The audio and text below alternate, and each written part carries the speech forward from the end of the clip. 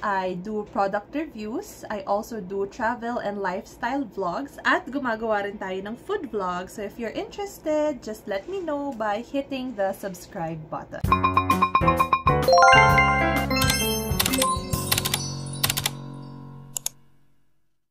Magre-review tayo ng product ngayon na sikat sa TikTok, and this is Gloaming Shape Detox. Actually, meron silang 3 flavors, coffee, tapos meron ding berry, yung juice nila, at yung latest nila itong Choco Blast na chocolate mint flavor. Disclaimer lang mga madam ha, this is just based on my experience, based sa reaction ng katawan ko to kung paano siya nag-respond nung ininom yung product, at hindi po ito sponsored. Ako yung bumili ng mga products na to. So, papakita ko, actually, nakadami na ako ng products, kahit mga siguro 10 pouch nakabili na ako. So, meron akong sample ngayon ng pinakabago na lang re-release, which is itong Choco Blast. Ayan, isa na lang yata yung naman ito. Tapos, meron pa akong isang pouch. Yan yung packaging niya, Choco Blast. At yan yung packaging niya.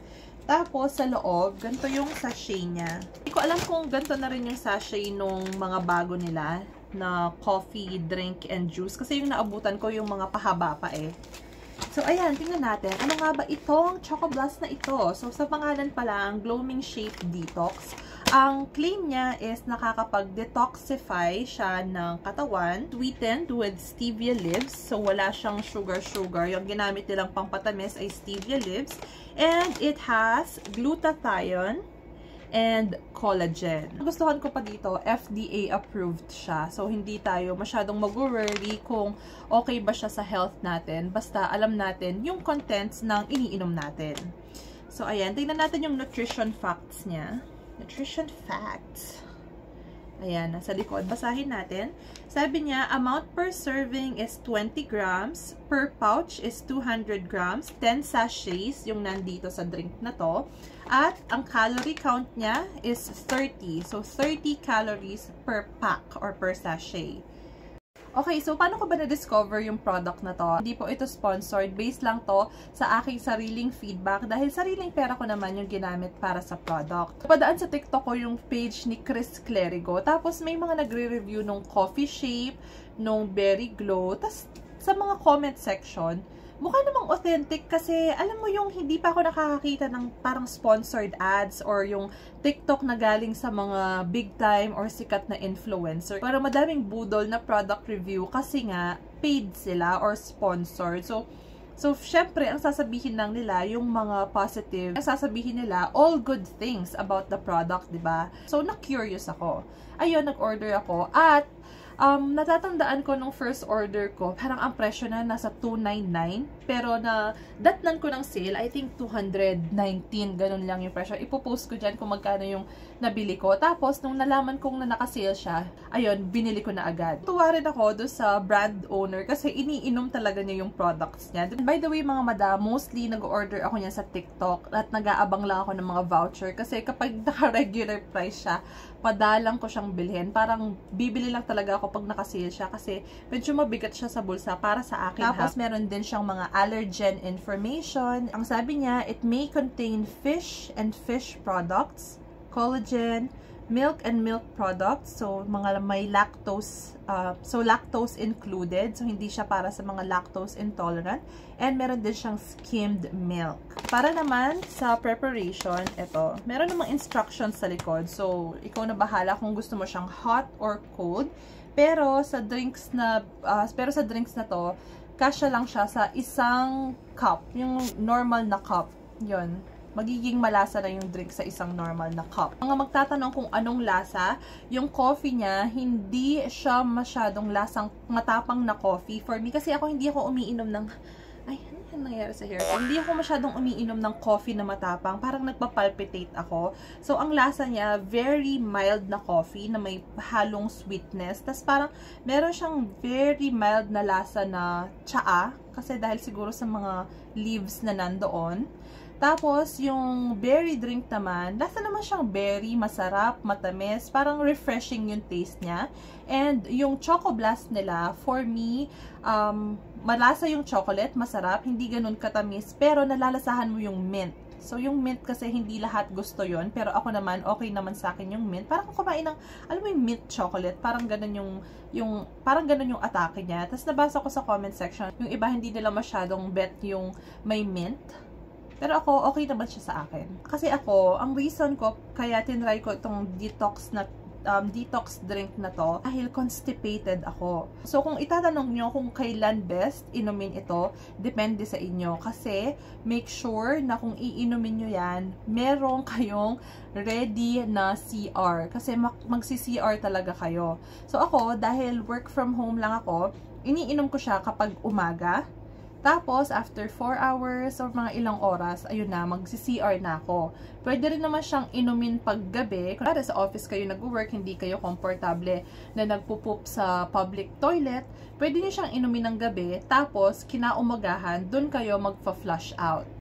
Okay, ngayon, magsasagot ako ng mga question na wala namang nagtanong. Syempre, wala namang magtatanong sa akin, 'di ba? Pero, nakikita ko siya sa mga comment section at sasagutin ko siya based sa experience ko sa drink na to. So, una, ang lagi kong nakikita, nakaka-poop ba itong detox na to? My answer is yes, super effective niya. So, the reason why binili ko to ay constipated kasi ako. So, umiinom ako ng mga BioFit tea, mga laxative, pero hindi naman maganda sa katawan yon. Yung brand owner, sinasabi niya na ito, hindi siya katulad ng laxative, pero magpa-flush out siya talaga ng dumi mo sa katawan. Kaya, sinubukan ko siya. Which is true naman, sa lahat ng tinake ko, yung coffee, yung juice, at yung choco drink niya, nagpupup ako ng regular basta ininom ko siya. At sa mga nagtatanong din kung kailan yung best time para inumin to, depende sa inyo. So, kung nagtatrabaho kayo ng regular job, tas okay lang sa inyo na mag-CR break, mag-poop break ng nasa labas, then might as well, inumin nyo habang nag-work.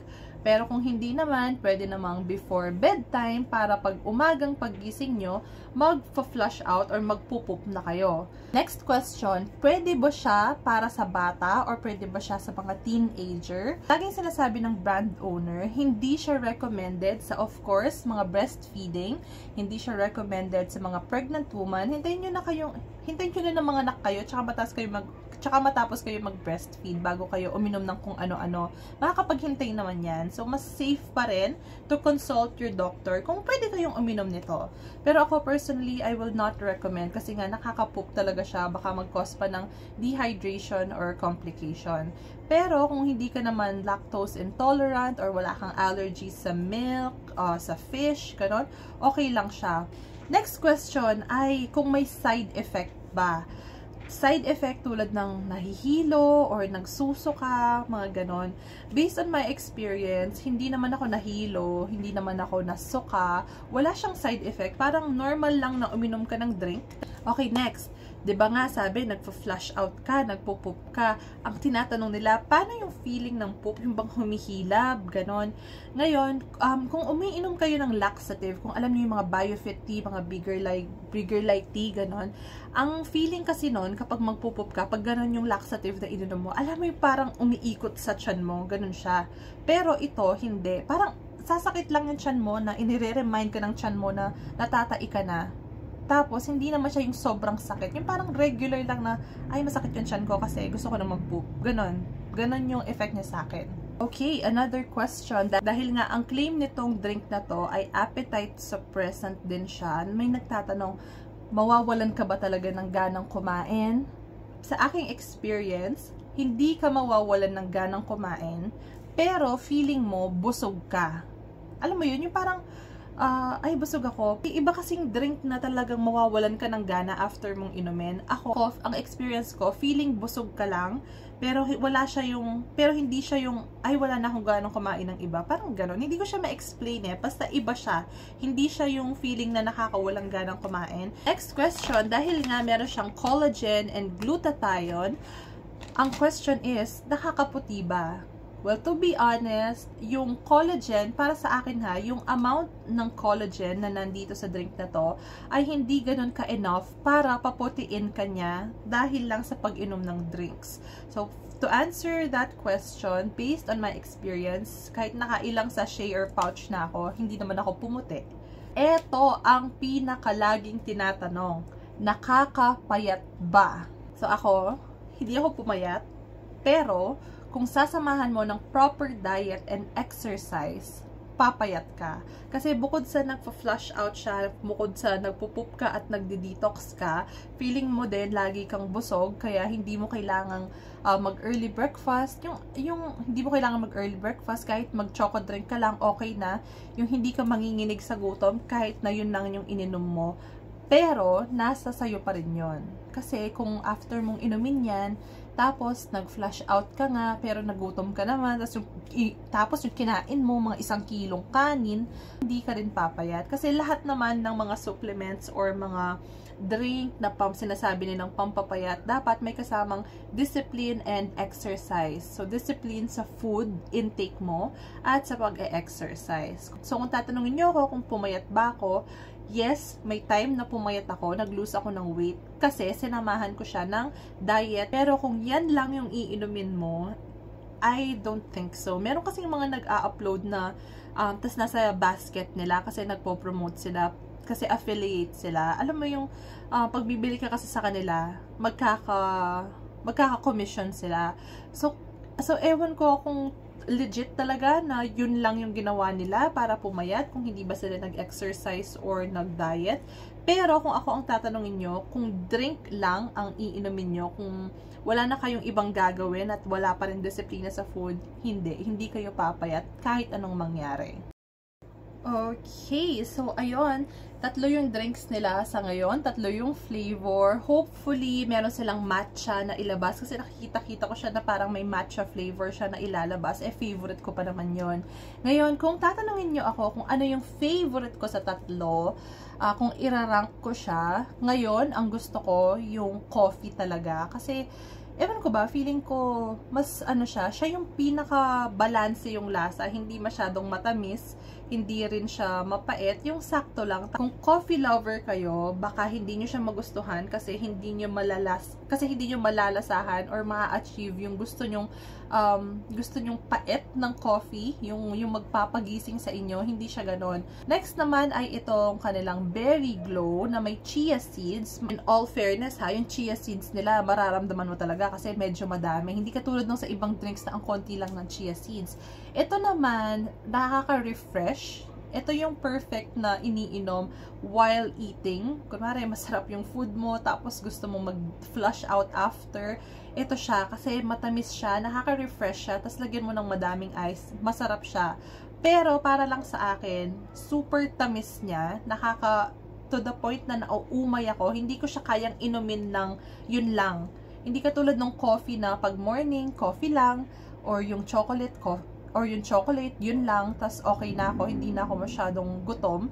Ito kasing juice, hindi ko siya maiinom ng puro kasi sobra siyang tamis para sa akin. Sweet tooth na ako pero para sa akin, medyo matamis pa rin siya. And yung last naman is itong Choco Mint nila. Hindi ako masyadong mahilig sa chocolate. Ayoko ng chocolate na super tamis or basta ayoko yung chocolatey flavor.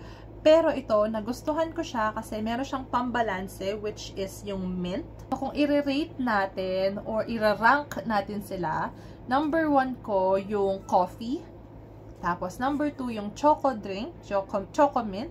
And number 3 yung Berry Glow. That's it mga madam. Yun lang ay aking honest review para sa kanilang Gloaming Detox product.